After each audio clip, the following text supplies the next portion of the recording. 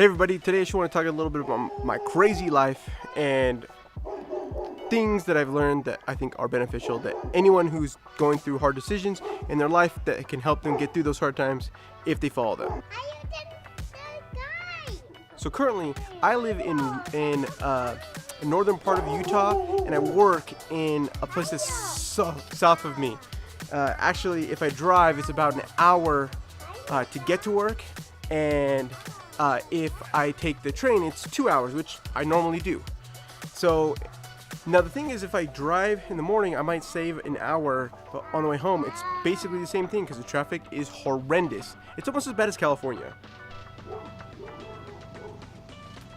So in order for me to get to work on time, I have to get up at 4 in the morning. Now, because my wife isn't working in the mornings anymore, she can take me to work, but so anyways, 4 to 5, and I have to be at the train station at 5:12 or 5:40 so that I can make it on time by 7:30 or 8 o'clock. I do my regular day shift, and I'm an hour away from family or whatever, so I don't have a car. I can't get to home if I need. Hey. Oh boy, child life. I don't have a car, so if I wanted to get home, it's 2 hours plus whatever the time to get to the station and do other things. So it's a little bit stressful when things happen and I need to be home or I need help out. Like when my wife needs me to come home and cook dinner, but I get home at 7 because I leave at the station from where I work to get home at about 4:40, 4:56, and I get home around 6:50. So I leave work about 4, I get home at 7. Now, that's 4 hours a day that I spend commuting. That's 5 days a week. That's 20 hours that I'm putting towards commuting, which is really hard. So I will say I have spent a lot of time on that train doing some writing and some actual editing and some other side jobs and web design and WordPress stuff. So I have made use of that time. I even take naps on the way home often because, well, I'm tired. So I don't get home till 7. Sometimes if I miss the train or whatever, I might not get home till even 8 o'clock. So it can be really difficult on me and my family and my little girls. Now, here are some things that I found that have really helped me. Number 1, keep perspective. If you remember that whatever you're doing that might be hard for your family or for whatever, it's only a small time in the time frame of your life. We often forget as younger individuals or whatever. Take the time to remember and have patience with yourself that whatever you're doing does feel hard, but in the long run, it is not that much time. It may feel like an eternity when you're doing it, which I know, that's what I feel right now, but it really is only a small portion. Okay, the kids are in bed. I have a little bit of time to finish my thoughts. A couple of things that I think that have also helped me to get over and to overcome some of this hard time in my life is to remember not to do more than I can handle. I'm overweight, and recently someone commented on my Instagram and made me just feel that hate from the internet. It did hurt. I also realized that I don't have time, or not that I don't have time. I don't have the energy to put in the work to get to the gym and make it on time every single day. I mean, I'm up at 4 in the morning. I have to go catch a train for 2 hours. I'm on the train for 2 hours, and then I have to do work. And it's difficult. And I know that, you can talk about excuses, but for me, I understand that I'm a human being and that I have faults.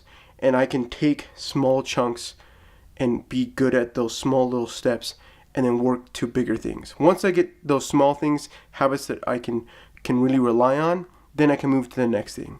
And right now in my life, that's just waking up and at least being there for my family in those small moments of time that I have available, because most of it is out of the house and on a commute or when the girls are sleeping.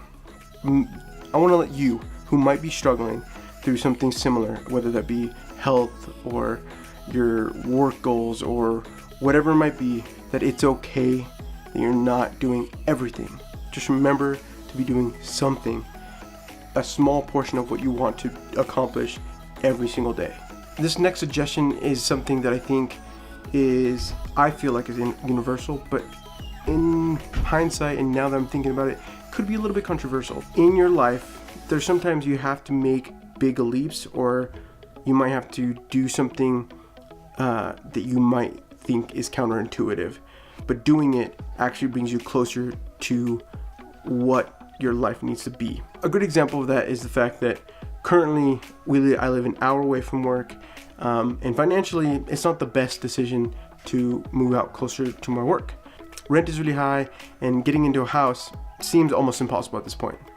And although we would be doing a lot of great things here where we're currently at, in the long run, it's not moving us forward, because I think in some points it's not challenging us to stretch ourselves and to rely on things that we believe in, which is, in my case, God, and having faith that things will work out. So whether you believe in God or you don't, I think that taking the risk of doing something that is scary to you is always more rewarding than playing into the more safe side.